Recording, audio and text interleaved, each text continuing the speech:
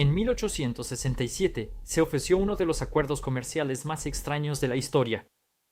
Justo antes de que el Imperio ruso vendiera su lejano territorio oriental de Alaska a los Estados Unidos, fue ofrecido y casi comprado por un país que es casi 11.000 veces más pequeño que la propia Alaska, casi en el lado opuesto del mundo, y que es uno de solo dos países doblemente sin litoral, lo que significa que todos los países con los que limita también carecen de salida al mar.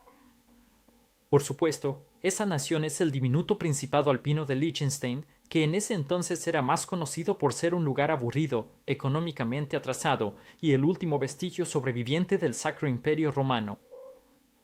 De hecho, hace apenas 60 años, su familia gobernante se vio obligada a vender algunas de sus obras de arte más valiosas para mantener a flote al país, incluyendo la contraparte de la Mona Lisa de Leonardo da Vinci.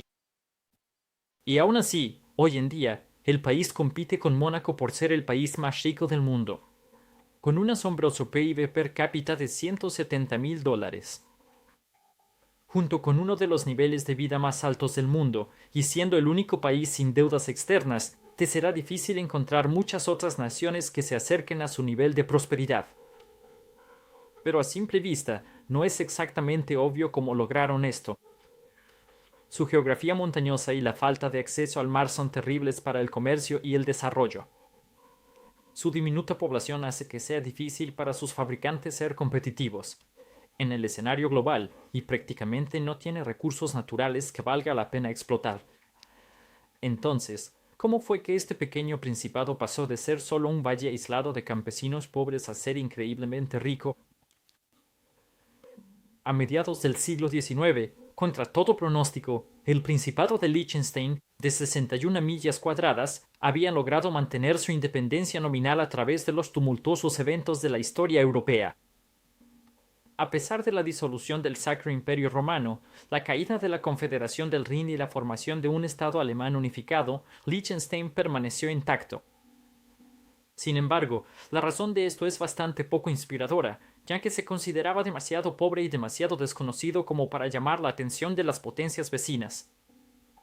De hecho, la familia gobernante de Liechtenstein ni siquiera visitó el Principado hasta 1842, unos 123 años después de haber adquirido las tierras como una forma de obtener derechos de voto en el Sacro Imperio Romano. A pesar de su independencia, Liechtenstein era simplemente demasiado pequeño para sobrevivir por sí solo, y más tarde entró en una unión aduanera con el Imperio Austrohúngaro, dependiendo en gran medida de la economía más grande para obtener alimentos y suministros esenciales. Esto tuvo el beneficio adicional de atraer a fabricantes suizos de textiles para que se establecieran en la nación en sus primeras señales de industrialización. Sin embargo, en su mayoría, el progreso fue muy lento debido a su geografía difícil, lo que hacía costoso el movimiento de personas y mercancías. Pero las cosas, en última instancia, empeorarían mucho antes de mejorar. El estallido de la Primera Guerra Mundial haría que Liechtenstein no solo quedara aislado de los alimentos y suministros de un imperio austrohúngaro en crisis, pero a pesar de su neutralidad, fue agrupado junto con las potencias centrales, estando sujeto al duro embargo económico impuesto por las potencias aliadas. Dejó de llegar comida, el trabajo temporal en el extranjero desapareció y, finalmente, el colapso de Austria-Hungría significó que el sistema monetario que utilizaba había desaparecido.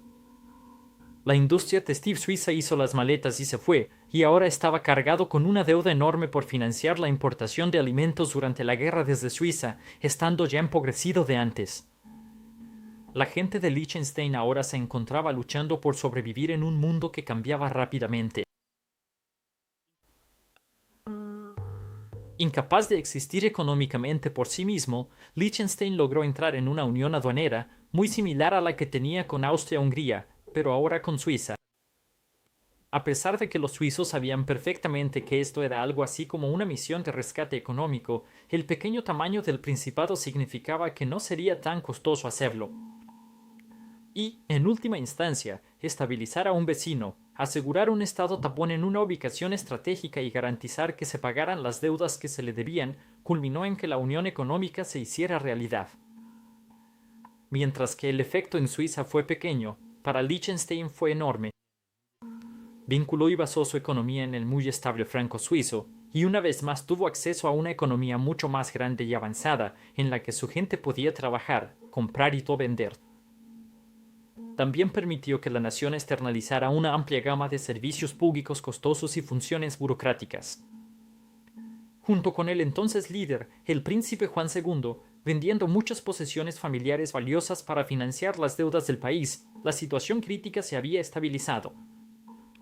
Sin embargo, Liechtenstein aún enfrentaba las mismas barreras para desarrollarse que siempre había tenido: la falta de dinero, conocimientos técnicos o una población significativa para industrializarse de la misma manera que sus vecinos.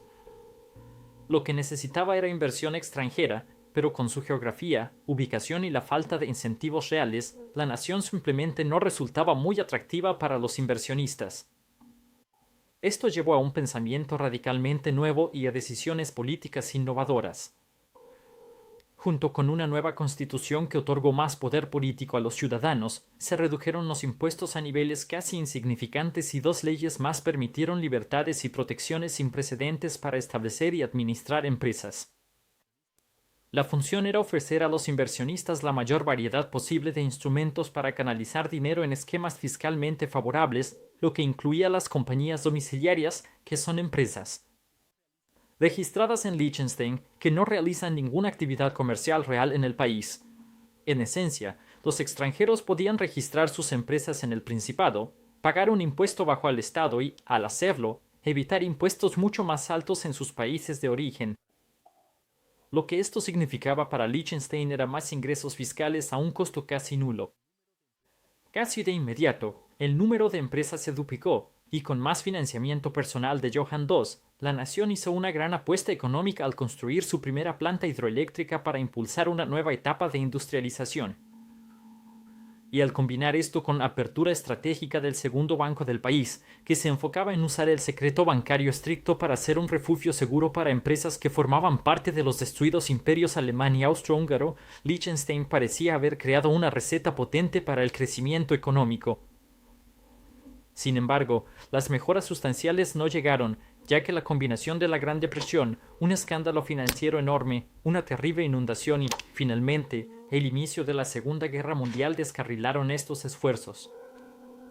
Sin embargo, esto sí trajo consigo una enorme cantidad de conocimientos técnicos industriales que se aprovecharon durante la guerra.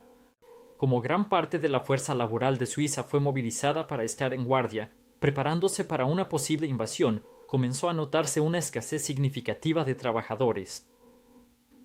Muchos fabricantes entonces se establecieron en Liechtenstein para empezar a producir bienes más avanzados y de alta calidad, incluyendo municiones, herramientas de precisión y componentes de motores. Mientras la guerra devastaba la economía en general y sus ciudadanos sufrían un racionamiento severo, Liechtenstein logró mantenerse fuera del conflicto de manera directa y salió comparativamente ileso en comparación con la mayor parte de Europa. En las décadas posteriores a la guerra, Liechtenstein llevaría a cabo una de las expansiones económicas más espectaculares que haya tenido cualquier nación. Para poder desglosar exactamente lo que sucedió, necesitamos entender algunas cosas fundamentales que son únicas de la nación y cómo interactuaron con las fuerzas globales. Primero que nada, Liechtenstein realmente es diminuto. Durante la mayor parte de la historia, esto era una característica terrible para una nación, ya que a menudo significaba tener que gastar una cantidad absurda de recursos en defensa. Y, o bien, ser fácilmente conquistado, pero en la Europa posterior a la Segunda Guerra Mundial, esto ya no era un problema y ahora mostraba muchas ventajas. Por ejemplo, ser pequeño significa que, muchas veces, los resultados económicos positivos tienen efectos positivos desproporcionados. Esto se muestra precisamente con los ingresos fiscales que Liechtenstein recibía de sus empresas domiciliarias. Mientras que en la mayoría de los países, 4.000 empresas que pagan pocos impuestos y no hacen negocios reales en la nación tendrían poco impacto, ya que esos ingresos se repartirían entre millones de habitantes, pero en el caso de Liechtenstein, en los años 50, esos ingresos se repartían entre solo 12.000 personas. Esto, a su vez, significaba que la nación podía mantener impuestos sobre la renta muy bajos mientras utilizaba los ingresos fiscales de estas empresas domiciliarias para mantener el gasto en funciones gubernamentales necesarias. Otro beneficio de su pequeño tamaño fue que fue la razón directa por la que pudo entrar en una unión aduanera con Suiza, lo que le permitió subcontratar muchas funciones burocráticas costosas y así reducir cuanto tenía que gastar. Sin embargo, lo más importante que permitió su diminuto tamaño fue la capacidad de mantener un gobierno efectivo, eficiente y responsable. Simplemente es más fácil implementar las políticas correctas en el momento adecuado en una nación de solo 12.000 personas que en una con cientos de millones. Además, es más sencillo mantener a ese gobierno bajo control, ya que es más difícil ocultar la corrupción y, de entrada, ser corrupto resulta menos rentable. Y después de un breve susto con radicales políticos durante la guerra, los políticos de Liechtenstein convergieron en sus posiciones ideológicas para asegurarse de que la política de la nación se mantuviera aburrida y estable. Esta estabilidad política, combinada con las políticas muy proempresariales implementadas 2 décadas antes, desató una avalancha de capital e inversión extranjera. Esto también coincidió con la desaparición de la desventaja geográfica inherente de Liechtenstein, ya que las innovaciones en transporte, energía y comunicaciones nivelaron el terreno de juego. Todos estos desarrollos no pudieron haber llegado en un mejor momento, con gran parte de Europa necesitando ser reconstruida después de la guerra y con Estados Unidos inyectando enormes cantidades de recursos para hacerlo rápidamente. Bajo el Plan Marshall, la demanda tanto de bienes manufacturados como de servicios financieros fue algo nunca antes visto en el continente. Liechtenstein, al estar más o menos intacto tras la guerra y ahora equipado con experiencia industrial y en inversión extranjera, pudo convertirse rápidamente en una potencia industrial. Y aunque la población era, y sigue siendo, muy pequeña, lo que significa que Liechtenstein nunca podría competir en la manufactura de bajo costo y alto volumen, la nación podía prosperar en la manufactura altamente especializada, de alta calidad y bajo volumen. Esto comenzó con componentes y herramientas para maquinaria, luego instrumentos de precisión y equipo dental, y más tarde productos farmacéuticos y sensores eléctricos avanzados.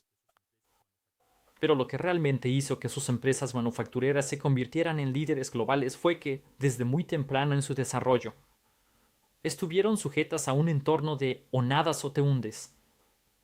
No solo el gobierno nunca subsidió ninguna industria, sino que, debido a la diminuta población del país, el 95% de los negocios siempre iba a depender de las exportaciones, lo que significa que estas empresas siempre han tenido que ser competitivas a nivel internacional para poder sobrevivir.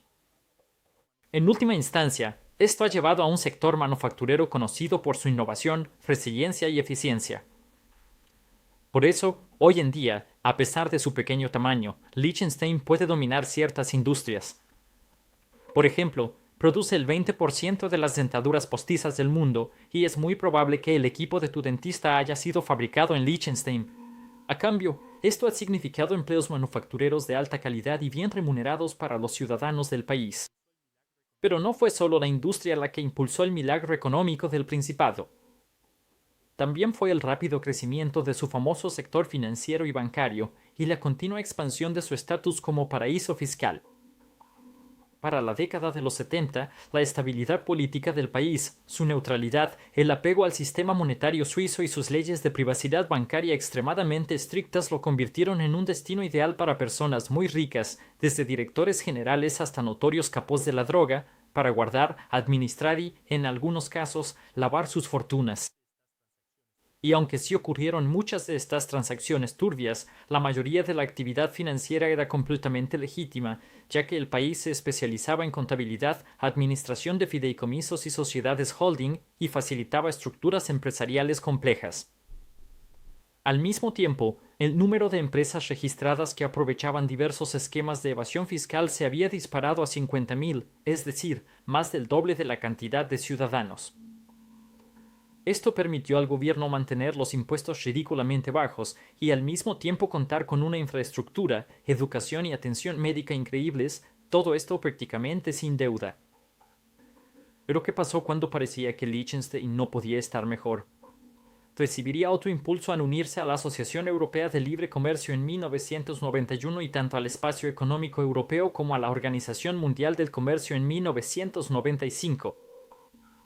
Esto le dio a Liechtenstein un acceso mucho más amplio y libre a más de 500 millones de personas. Para una nación basada casi por completo en las exportaciones y en servicios financieros para extranjeros, este era el escenario soñado. Rápidamente, el sector manufacturero superó a la población, lo que provocó que el país se convirtiera en un importador neto de mano de obra. Hoy en día, aproximadamente la mitad de toda la fuerza laboral viaja diariamente desde la vecina Austria y Suiza. Esto explica en parte cómo el país tiene las mayores exportaciones netas per cápita, lo que permite un asombroso superávit comercial del 50%. Sin embargo, fue el sector financiero el que realmente se benefició de que la nación se integrara más globalmente, lo que finalmente llevó a un crecimiento desenfrenado. Eso consolidaría firmemente a Liechtenstein como una de las naciones más ricas del mundo, si no es que la más rica. Pero este crecimiento vino acompañado de un escrutinio internacional cada vez mayor sobre sus turbios manejos financieros. Después de una serie de filtraciones de documentos y escándalos sobre Liechtenstein convirtiéndose en un centro para el lavado de dinero internacional y la evasión de impuestos, fue incluido en la lista negra de la OCDE, lo que obligó al país a eliminar finalmente sus leyes especiales de secreto bancario en 2009. Aunque esto sí afectó un poco el crecimiento del país y temporalmente sacudió la confianza de los clientes, la nación sigue siendo un lugar muy atractivo para realizar operaciones bancarias legítimas y otros negocios financieros. Esto permitió que el país se recuperara rápidamente de los efectos negativos. Hoy en día, Liechtenstein presume de estadísticas increíbles. Esto incluye el segundo ingreso más alto y la segunda mayor esperanza de vida en el mundo, además de uno de los mejores lugares en el índice de desarrollo humano. Sus ciudadanos tienen acceso a uno de los mejores sistemas de salud y educación del mundo, todo mientras pagan impuestos sobre la renta bajos. Esto ha ayudado a compensar el alto costo de vida que es inevitable en un país rico y con poco territorio como Liechtenstein. El crimen es muy bajo, el desempleo apenas supera el 1% y constantemente surgen nuevas oportunidades de empleos bien remunerados en los sectores manufacturero o financiero. En última instancia, Liechtenstein pudo aprovechar sus características únicas y las fuerzas económicas globales para pasar rápidamente de ser un país hambriento a uno de prosperidad inigualable. Esto se logró implementando políticas de libre mercado pragmáticas y oportunas, lo cual fue posible gracias a un gobierno eficaz y eficiente. Aunque una buena parte de esto también se debió a la suerte y algunas prácticas financieras dudosas. Al final, Liechtenstein nos demuestra que las instituciones políticas y la visión a futuro son mucho más importantes para la prosperidad económica que la geografía y los recursos naturales.